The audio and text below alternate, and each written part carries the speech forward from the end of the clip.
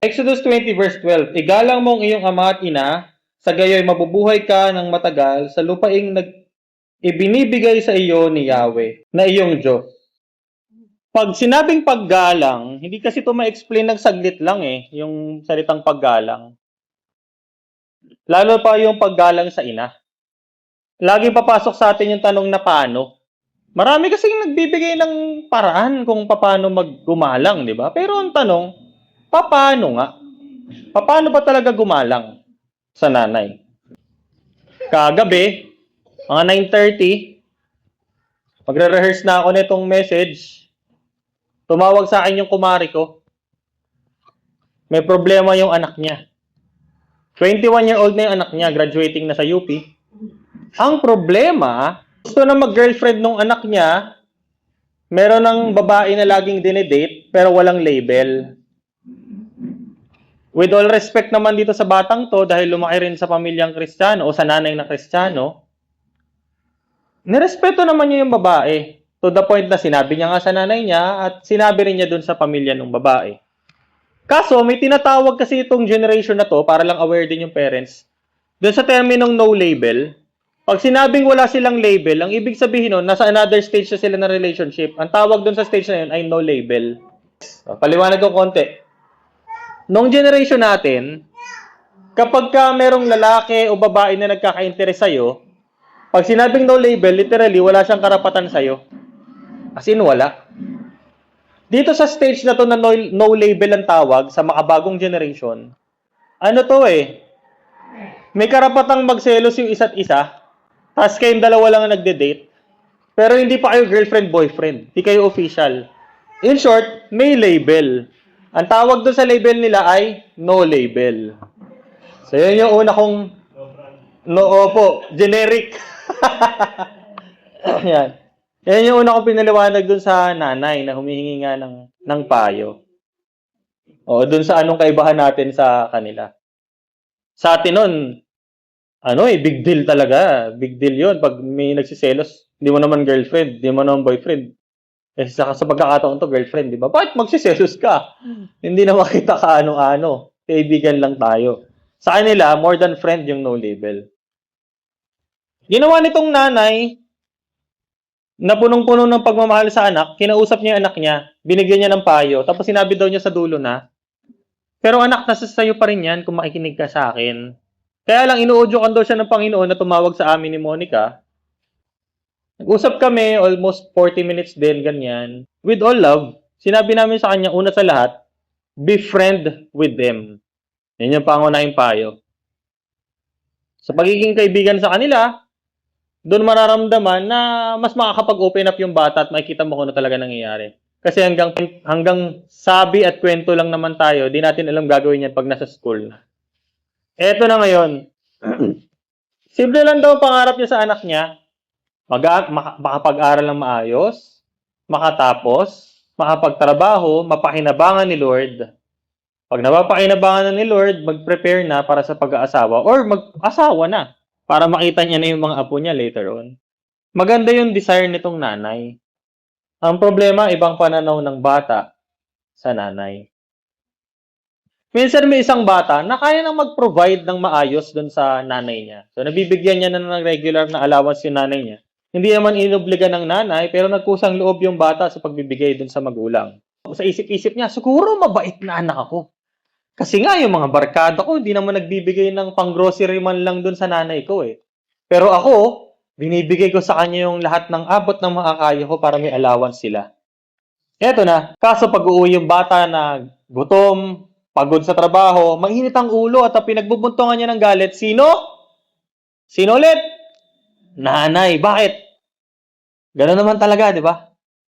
Mas madalas nagiging punching bag kung hindi ng kamay, ng salita yung mga nanay. Tama ba? Kadalasan yon, pero sana hindi ganun, di ba? Eto na ngayon.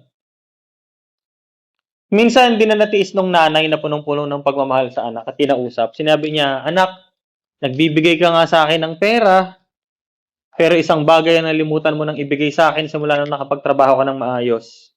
Respeto. Yung pagpaparangal sa magulang nagsisimula sa respeto. Regardless kung ano man ang narating mo sa buhay, nagkaroon ka man mas mataas na pinag-aralan kaysa sa kanya. Ano yung isang bagay na hindi dapat mawawala? Respeto.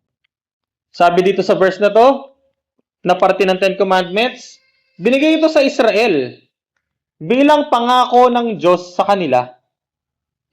At pagka sinabing parangalan o respetuhin, ang ibig sabihin nito bigatin yan, yung nanay mo na yan. Mas bigatin yan kasi sa inyo. O yung magulang mo na yan. Pero sa time na to, focus lang natin is yung nanay.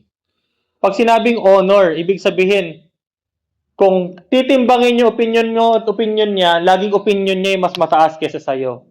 Diba? Pagka hahatiin mo yung cake, mas malaking 1 centimeter yung sa nanay kaysa sa'yo. Kapag kukuha ka ng tubig, mas mataas ng konti yung laman ng baso ng nanay mo kaysa sa'yo. Ganon yung pagbibigay ng honor. Pag sinabing honor, nandyan din yung importance. Ibig sabihin, kung may mahalaga kang lakad, pero kinailangan ka ng nanay mo, na kanino ka dapat? Nasa nanay, di ba? Paano naman kapag may pamilya na? Pag may pamilya na, syempre, nandun ka pa rin sa pamilya mo, pinapahalagahan mo yan. Pero, pag hindi ka naman kailangan ng pamilya mo sa pagkakataong yun at kailangan ka ng nanay mo, nasa kanino ka dapat? Nagre-relax kasi pagod sa trabaho? O pupunta dun sa nanay para bigyan ng atensyong kinakailangan yung nanay? Sa palagay niyo? Oo, number 1 priority mo yung immediate family mo, na yun yung asawa at mga anak mo na. Pero, priority mo pa rin dapat yung mga magulang mo bilang pagpapakita ng paggalang at respeto sa kanila. Pagpapakita ng pagmamahal. Para sa original audience, ang pinapakita rito, yung stability sa community Malinaw sa kanila na yung mas matatanda, sila yung mas pinapaharangalan at mas pinapakinggan. Secondary lang ang mga bata. Bakit? May karunungan kasi na na-acquire tong matatandang to sa tagal ng pamumuhay nila, pag-aaral ng salita ng Diyos, at yung mga praktikal na naranasan at natutunan nila sa buhay. Para sa atin naman ngayon, pag sinabing respeto, kadalasan, salita na lang to o kaya action, na simpleng action lang. Yung nakapagbigay ka ng konting regalo dahil Mother's Day, ang sinasabi mo nun, oo, nire-respeto ko yung nanay ko. Oo, mahal na mahal kita, nanay. Sa loob ng 1 taon, dahil Mother's Day ngayon, naalala kita, kaya binati kita, Happy Mother's Day, ma. Samantala, 1 taon ngayon hindi nakikita. Yung pagbigay ng respeto kasi sa isang tao, nagbibigay rin ito sa parte mo ng emotional stability Ano ba tong emotional stability and security na to? Kapag kasi nawala yung respeto, guguho ang kabuuan ng relasyon. Halimbawa, sa nanay mo, alam niya na may mali kang ginagawa, na may meke ka ng pirma. Sabi ng nanay mo sa'yo, anak, ano yung ginagawa mo yan? Sasagot ka, tumahimik ka na lang dyan kasi ginagawa ko to para mabigyan kita ng magandang buhay. Nanay na yung binibigyan mo ng magandang buhay, ano? Binaliwala mo yung nanay mo. Nakita mo yung nanay mo, mabagal ng kumilos kasi nagkakaedad na. Anong sinabi mo sa kanya? Bilis-bilisan mo nga. Wala na ba ibibilis pa yan? Pero pagkasama niyo yung ibang tao, tuloy-tuloy yung pagpapakita mo ng paggalang at pagmamahal sa kanya. Yung respeto. Nasaan ba talaga? At paano ba talaga pinapakita? Una, yung pakikipag-usap pa lang. Kung dati magalang, dapat doble galang ngayon. Hindi dahil bumabalik na sa pagkabata yung mga yan. Ano, Tita Marlene? Buti lang, wala si Tita Marlene. Joke lang yan, Tita. Hindi dahil bumabalik na sa pagkabata yung mga yan. Pero dahil pinapakita mo lang sa kanya yung pagmamahal na nararapat. Hindi dahil sa ginawa niya pag-ibig sa'yo nung bata ka pa. Pero dahil yun ka ngayon Yun yung natutunan mo sa salita ng Diyos na magbigay ng respeto at paggalang sa Kanya. So, kung magsasalita ka dyan, hindi yung padalos-dalos, pero may buong paggalang at lambing. Kaya nyo bang sabihin ng may lambing yun? Sige nga, practice nga tayo. Sino dito ang tawag sa nanay nila is mama? Yan, yung mga mama muna ang tawag sa nanay nila. Paano nyo sabihin sa mama nyo ngayon? Sige nga na mahal nyo siya. Yung ramdam na ramdam dapat. Nahiyaan naman ito. Nalunok naman nila yung mga dila nila. Sige na, go!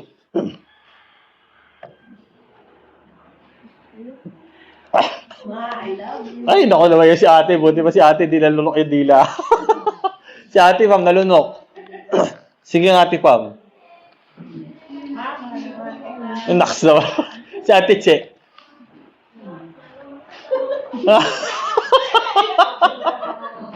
Si ate. Buti, di mo kinalabit si ate. Bakit? Ayan. Sino dito yung mami yung tawag sa mami nila? May mami ba? Nanay. Sino yung tawag nanay? Ayan. Ako mami tawag. Sige nga. Paano niyo sasabihin yung ganon? Nanay, mahal na mahal kita. Yung ramdam na ramdam dapat ha. Ay, si tita. Si Ninang Lenny, actually, nandyan yung nanay niya, face to face yung kanya.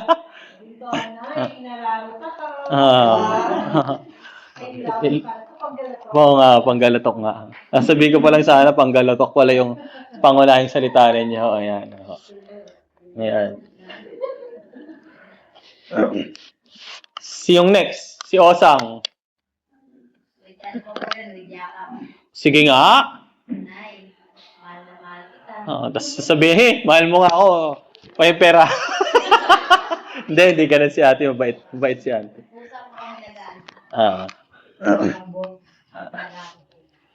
Ayan. Si Troy, syempre, di ba? Troy, paano mo sasabihin sa mama mo na mahal mo siya?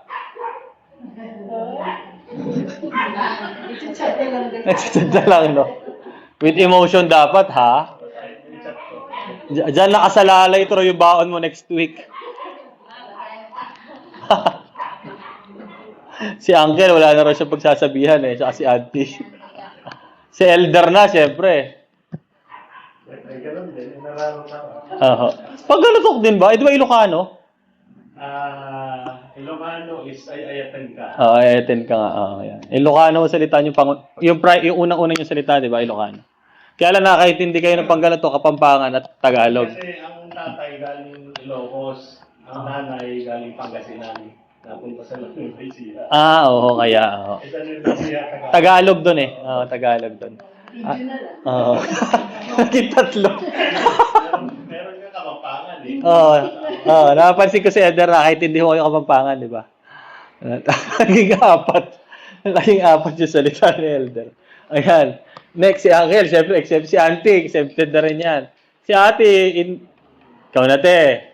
Iiyak ka na naman, Mars. Sige ate. Nanunok din niya dila. Si Troy tuloy ay magsabi sa'yo ng ano. Ma, love you, ma. Troy, dyan nakasalalay ba mo, Troy? Sige nga, ate. Kano mahiya ka, Mars? Nahiya ka pa, Mars.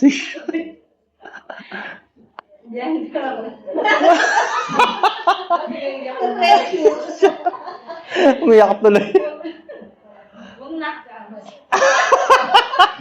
Accepted. Kaya nga. Accepted tuloy. Sige, si Kuya, ikaw po. Paano mo sabihin sa mami mo na nanay ba tawag mo sa kanya? Hindi ko po direct sinasabi sa kanya yung Hindi ka na nasanay, no? kaya po ano lang po. Ako na lang po sa kanya po. Yeah. Ang problema natin sa pagpapakita sa kilos lang, maraming pagkakataon na iba pa rin yung naririnig. Kasi yung kilos kinukulang yun pag hindi na-interpret ng maayos yung galaw. Diba? Kaya dapat practicein tong bagay na to. Hindi dahil cheesy, ha? Hindi siya dahil cheesy. Pero dahil kailangan. Bakit? Iba ang sakripisyo ng nanay sa tatay. Iba talaga. Yun na lang pagkatapos kayo pagbuntis ng matagal, habang nasa loob pa lang ng tiyan ang tao, hanggang mismong ipapanganak siya, critical yung buhay ng nanay noong panahon na yun eh. Tama ba ako mga nanay? Yung pinagbubuntis nyo pa lang yung bata, hanggang nung iiiri nyo na, critical buhay nyo yan eh. Ito pa, nung lumabas yung bata sa sinapupunan, ilang taong huminto ang buhay ng mga nanay. Kasi kahit nagtatrabaho yan, ang focus nyo po ba nun, trabaho, nung nagtatrabaho kayo? Pero naiisip nyo pa rin lagi yung bata. Ibang nanay sa tatay, iba. Kaya nga isang buwan yung preaching ng Mother's Day, isang linggo lang yun sa tatay. Lugi yun sa tatay. Pero yan nga, pagkatapos ang nanay, punong-puno pa yan ng stress sa buhay. Kasi sila yung taga-salo ng mga bagay na yan sa pamilya. Kaya yun, practicein mo bilang mabuting anak, yung pagsabi sa kanya, Ma, mahal kita. Okay? Kaya mo ba yun? Kaya yun, di ba? Mahirap lang yun sa una. Pero oras na masanay ka. Si Mars na, syempre. Mars. Ako, maraming namin kung ano man po. Paano mo sabihin sa kanya yun? Nay, mahal naman kita, Nay. Yan, mahal na mahal kita na. Yan. Syempre. Hanggang ngayon, no? Yan. Ilang ko na po ako, Pastor. Oo. Oo. Ako, pinaiyak niya, welder. Sa'yo yung pinasasisi. Welder, pinaiyak mo si Marcel. Biro lang. Walang kinalaman yun. Walang kinalaman si Elder dito. Responsibilidad ko ho ito. Apo. Yan. Sa'yo naman, te. Siyempre, may nanay din to, di ba? Bukod kay Mars na nanay mo rin, pero yung isa mo pang nanay. Ay, wala na rin pala nanay niya nga pala. No? Legal na nga pala kayo talaga ni pare. No? Imagine mo, nandyan si Ate Lalen sa kunyari nanay mo.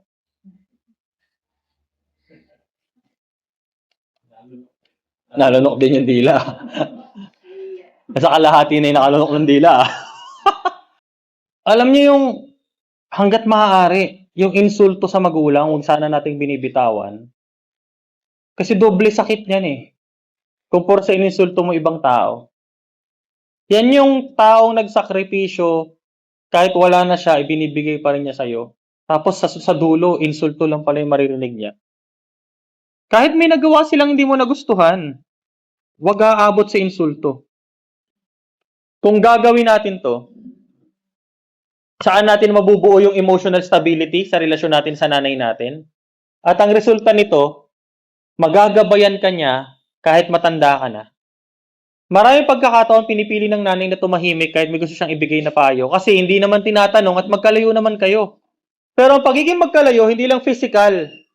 Meron ding emotional na paglalayo. Dahil humiwalay ka na, nag-asawa ka na, may sarili ka ng buhay at matanda ka na, maraming pagkakataon, lumalayo ang emosyon mo sa nanay mo dahil nakafocus ka na sa totoo mong pamilya. At dahil nakakalimutan mo siyang i-chat man lang, kamustahin o sabihin na mahal mo siya, hindi na siya nakapagbigay ng mabuting payo sa'yo dahil hindi naman niya nalalaman yung nangyayari sa buhay mo eh. Palagay nyo, malalaman ba ng nanay nyo na merong hindi kagandahang nangyayari sa buhay nyo, matitiis niya? Hindi. Iba magmahal ang ina. Hindi nila matitiis yun. So, huwag nyo kalilimutan yung biyaya ng Diyos na binigay sa atin sa mga nanay. Kaya pag magsasalita ang nanay, anong dapat gawin? Tahimik agad, makinig ka. Pakinggan mo kung anong sinasabi ng nanay. Kung hawak mo yung cellphone mo, baba mo muna yan. At kung kaya mo tumingin sa mata niya, tumingin ka kaagad. Sulitin niyo yung mga nanay niyo hanggat nandyan pa. At kung sasagot ka naman sa kanya, kung meron ka sariling opinion, sabihin mo ng maayos.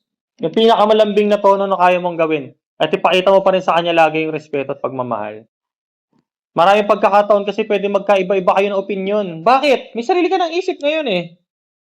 Yung paikinig, uulitin ko lang, isa sa pinakamagandang klase ng pagpapakita ng respeto. Pinapakita nito, pag pinapakinggan mo siya, ibig sabihin, pinapahalagahan mo siya. Ulitin ko rin lang ulit, pinapalakas ito yung emotional connection sa isa't isa. Pag willing kang makinig sa isang tao, ibig sabihin nun, nakuha niya ang respeto mo. Pag nakuha niya yung respeto mo, ibig sabihin nun, pwede siya makailam sa buhay mo para tulungan ka na umayos yan. Ulitin ko, kagaya ng example ko kanina. Yung binigay na payo ng kumare namin doon sa anak niya, hindi naman sa pilitan yun, payo lang yun. Nandun pa rin sa bata kung susunod siya o hindi. Pero oras-oras panalangin ng nanay, sana sundin yung payo niya kasi alam niyang yun ang tama.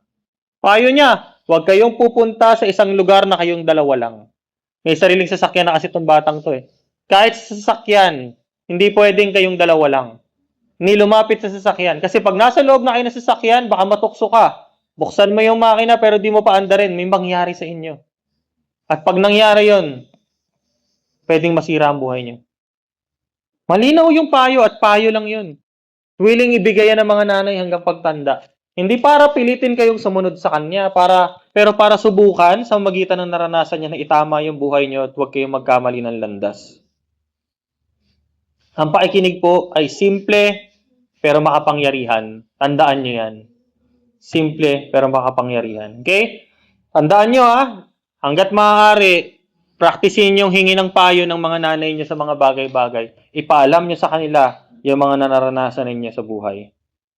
Susunod, kahit may pagtatalo kayo ng nanay mo, maayos pa rin dapat ang tono mo. Hindi kahinaan ang pagpapatalo sa discussion. Maniwala kayo sa akin. Kung matatalo kayo sa discussion, mananalo siya, okay lang yan. Payo ang binibigay niya sa'yo. At dahil nagbibigay siya ng payo, hindi yun para salungatin, pero para pag-isipang mabuti, dahil wala namang masamang intensyon ng nanay sa anak. May matinong nanay ba na gustong mapahamak ang anak? Kayo na mga nanay na ngayon, alam niyong wala. Laging gusto ng nanay mapabuti ang mga bata. Kaya sikapin ninyo. Kahit may edad na, kahit tumatanda na, hanggat nandyan ang nanay, hinga ng mabuting payo. At kung tututol, kausapin ng maayos dahil hindi yun para sagutin. Kung magkakaroon kayo ng pagtatalo dahil sa paghingi mo ng payo, wala rin. Kung may ibang bagay naman, dahil nga nakita niya na humingi ka lagi ng payo, may isa kang bagay na ginagawa at tinutulan niya, hindi na para ipagtanggol mo pa yung sarili mo. Bakit? Ano ulit yung prinsipyo natin? Hindi kahinaan ang pagkatalo sa discussion. Ikaw pa nga nanalo nun kasi naramdaman ng nanay mo na willing ka makinig. Tapos pag-isipan mo mabuti, tama ba talaga ang sinabi ng mama ko? Pag na-realize mong tama, nireflect mo sa salita ng Diyos, sundin mo yung sinasabi niya. Kung magkakamali man niya ng payo dahil lang sa pagkakaiba ng kultura, ng iyong generational gap, kasi kung may mga anak na kayo, so yung gap na tinatalunan niya galing sa kanya, so baka 20 anyo siya, naranasan na natutunan niya yon. Papunta sa anak mo, baka mga 40 or 50 years yung gap Paano nga naman yun, di ba? Pakalaki ng gap. Kung magkakaroon man siya ng maling payo sa'yo. Pero most of the time, tama ang payo ng magulang, at most of the time din, lalo na kung naniniwala sa salita ng Diyos ang magulang mo, binibitawan niya na may pagmamahal. Minsan, may isang bata na ginagabi lagi ng uwi. Dalaga pa siya, nagtatrabaho na. Anong ginawa ng bata? Ma, ba't ba pinapakailaman mo ko sa buhay ko? Sa linya pa lang na yun, kita na natin kung sinong mali. Natural, anak kita. Mahal kita, kaya pinapakailaman kita. Kaso hindi lang sa pag-uwi, tayo gustong pakialaman ng mga nanay natin. Gusto nila tayong pakialaman sa lahat ng kaya nilang pakialaman, basta humihingi tayo ng payo dahil gusto nila mapabuti tayo. Hindi lang pinapakita ang respeto sa mga oras na mapayapa, pero mapapakita mo rin yan kahit magulo yung senaryo ng buhay. Kada tono ng pagsasalita, nagpapakita to ng laman ng puso ng tao. May respeto ka ba talaga sa nanay mo? Makikita yun sa tono mo. Mahal mo ba talaga siya? Makikita yan sa pangangamusta mo sa kanya. Sa pangangalaga mo sa kanya. Lalo na ngayong mga panahon na mas matanda na siya, nagsisimula ng humina. Ito pa, isang prinsipyo. Pwede ka naman magsalita ng maayos at ng tama, nang hindi pabalang. So kung may sasabihin ka sa kanya, gusto mo talaga mag-voice out ng opinion mo, hindi para sabihin mo ng pabalang, pero sabihin mo ng maayos. Ako lagi kong linya, ito para sa akin lang. Tapos kikwento ko sa kanya kung ano. Kung mali ako, pasensya na, mali ako. Dapat na-appreciate din yung mga sakripisyong ginawa.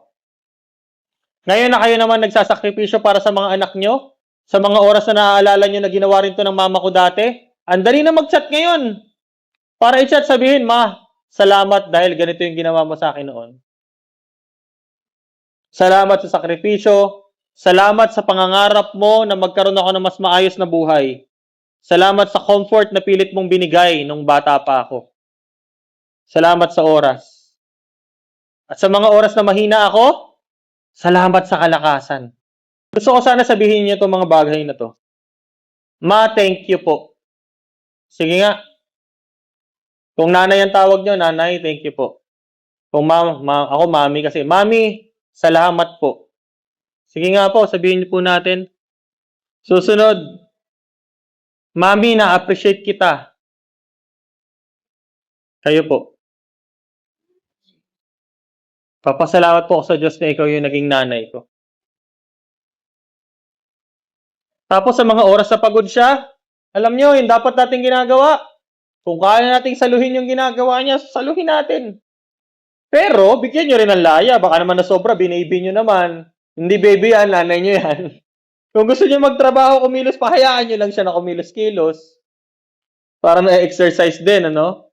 Ito po yung aalalahanin nyo lagi. Maraming nanay na nagsasakripisyo ng simpleng mga bagay para sa pamilya, kagaya ng tulog, pahinga. Minsan pati gutom sinasakripisyo nila para lang sa inyo. At yung pagpapasalamat sa kanila, nagpapalakas din to ng relasyon. Ang tanong, tunay ba yung pagpapasalamat mo sa nanay mo? Kung meron ka mang sama ng loob, kalimutan mo na yung sama ng loob na yan sa nanay. Alalahanin mo lagi na mas marami siyang mabuting ginawa sa'yo kaysa sa mga bagay na ikinasasama ng loob mo. Madalas naman yung inakasama ng loob sa magulang, masyadong mababaw eh. Dahil lang mas napaboran yung gantong kapatid. Dahil lang yung atensyon na ay ganito nung lumalaki na. Pero yung ginawa ng nanay, sobra-sobra pa dun. Ulitin ko, kung kaya niyo siyang tulungan, kahit hindi siya humihingi ng tulong, tulungan niyo. Lalo na dun sa pagbibigay ng pangangalaga sa kanya. Bakit? Alam niyo ba na yung pangangalaga sa magulang ay pagpapakita ng maturity? Kasi ang normal sa kalikasan, magulang ang nangangalaga sa anak. Tapos, hihiwalay ang anak sa magulang. Pero pag ang anak ang nangangalaga sa magulang, pinapakita niya yung maturity ng tao. Naalala ko yung ibang mga taong malapit sa akin, ilang beses ko naririnig na gusto nilang ilagay sa home for the aged yung nanay nila. Hindi rin naman natuloy, inilagaan na inilagaan. Nagpatayo nila na kung ano-ano, ganyan, nililibang nila hanggang dumating sa time na nanghina na. Hindi lang salita ang nagpapakita ng respeto sa magulang. At pag naramdaman ng magulang na nirespeto sila, alam niyo, nababawasan stress niyan sa buhay. Nababawasan stress niyan sa buhay. Pero pag nalaman ng magulang na hindi sila nirespeto at may nangyayaring hindi maganda sa anak, punong-puno ng stress yung magulang. Bakit? Iniisip niya kasi kahit magpayo siya na magpayo, gawan niya ng paraan hanggat makakaya niya, hindi naman siya pinapakinggan ng anak niya. Wala rin eh. Yung totoong pagmamahal, tumutulong na walang kapalit kahit walang nagtatanong. Ito pa, number 1 yung iiwasan, yung mapapahiya nyo sa public ang mga nanay ninyo. Kahit hindi sinasadya. Yung pagsabi na, ano ba yan ma, ang taba-taba mo na. Iwasan nyo yan.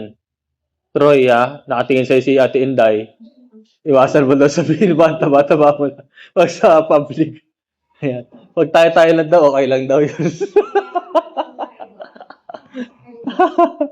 Pag sa personal daw. Mas mabuti pang sabihin mo na, ma, pumapayat ka. At tutuwa yung nanay mo na yan. Kaya iiwasan nyo yun, yung pagpapahiya. Halimbawa, nasa restaurant kayo kumakain, bigla ka nagbiro.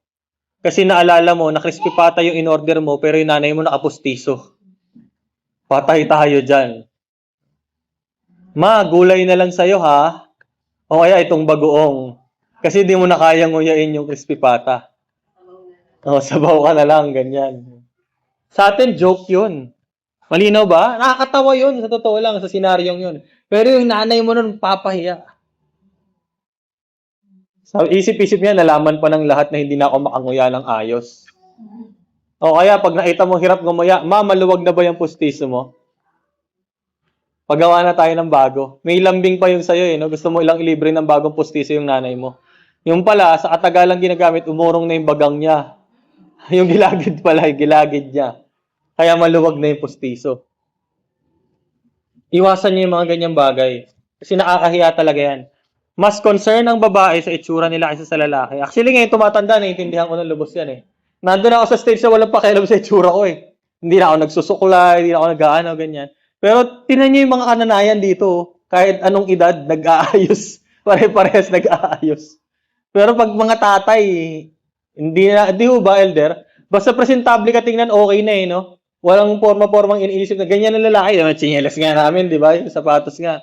Hindi yun ang lalaki, ganun talaga. Hindi masyadong concern sa itsura niya. Pero ang babae, sila yung mas concern. Minsan nga, mas concern pa daw ang asawa sa itsura ng asawa nilang lalaki. Kaysa yung lalaki sa itsura. Kaya yung damit daw na sira-sira, ayaw na raw ng mga misis na isuot ng mga asawang lalaki yon. Pero sa amin po, walang halong joke. Komportable po talaga yon. Kaya yun namin. Minsan yung butas yung kilikili, kaya susuot ko yan. Hindi mo po tatapon yan? Gaganyan si Monica sa akin. Presko eh. Ano gagawa nyo? Yun yung gusto namin isuot, lalo na hindi naman formal yun pupuntahan. Siguraduhin niyo pa rin na mag-spend kayo ng oras kasama ang mga magulang ninyo, mga nanay ninyo. Kasi most of the time, hindi nakatingin sa maibibigay niyong physical. Nakatingin yan doon sa oras mauubos mo sa kanya at doon sa pagkapapahalaga na mararamdaman niya sa'yo. Ang importante, nakakaalala ng patuloy at hindi lang nakakaalala, nag-uubos ng oras para makipagkwentuhan, para makipag-usap, para mapakinggan ng isa't isa. Kaso nga, ang pananaw ng lalaki minsan, trabaho kung trabaho, tuloy, imbis na mag-ubos ng oras, ang iniisip niya, ginagawa niya yung trabaho para kanino? Para sa pamilya, para sa misis. Kaya nga ako nagtatrabaho para sa inyo, di ba? Yung nanay naman, yung misis naman, naghahanap pala ng oras na lumabas.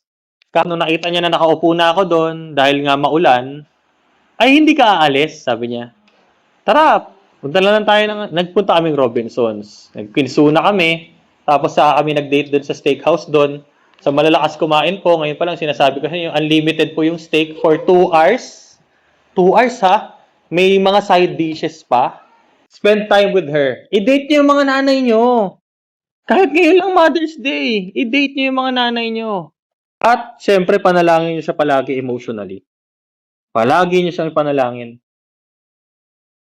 Ipaalam niyo rin sa kanya na pinapanalangin niyo siya. Tanungin niyo siya kung ano mga pwede niyo ipanalangin sa kanya.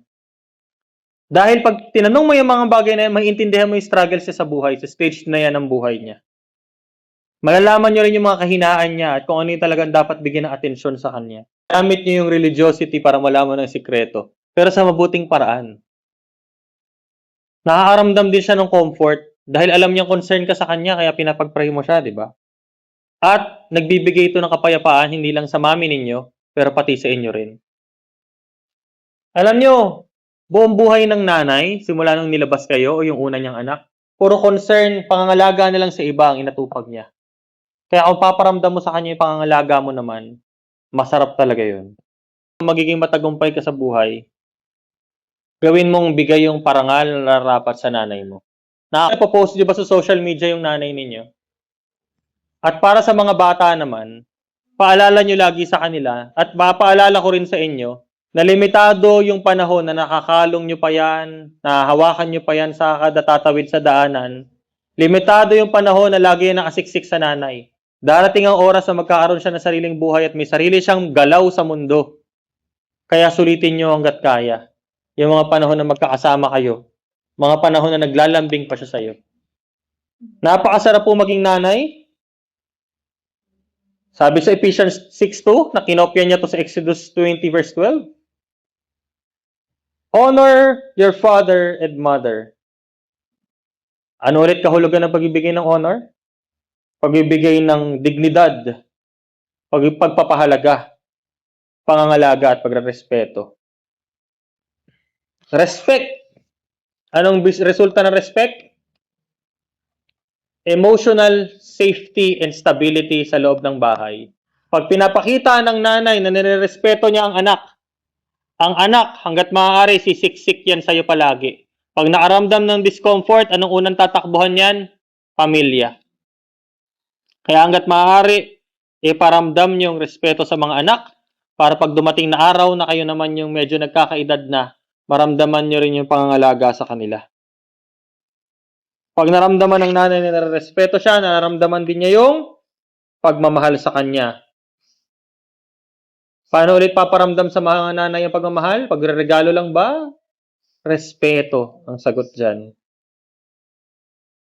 Hindi lang to sa salita, pero unang-una sa pakikinig, sa pagkilos ng mabuti, sa pagpaparangal, sa paglaan ng oras, sa pakikipag-usap ng may lambing at patuloy na paglalambing sa nanay. Kailan nyo huling hinalikan nanay nyo? Baka ayaw nyo nang halikan nanay nyo kasi matanda na. Yan. O yun, ang dalas. Very good. Hanggat kaya, di ba? Halikan ang mga nanay. At, syempre, yung mga iba-iba pang caring actions, ipinapasyal nyo siya, yung nararamdaman niya na talagang parte siya ng pamilya pa rin, kahit na nagkakaedad na. Ganyan iparamdam yung pagmamahal sa magulang. Hindi lang po ninyo napapasaya mga nanay nyo sa paggawa niyan, pero pinapalakas nyo siya. Binibigyan nyo ng sarili nyo hindi lang na habang buhay, pero mahabang buhay din sa ina. Nababawasan ang stress niya sa buhay. At dahil doon na ikinabang ang buong pamilya. Purihin po ang Panginoon. Sana po may natutunan kayo. Purihin po ang ating Panginoon.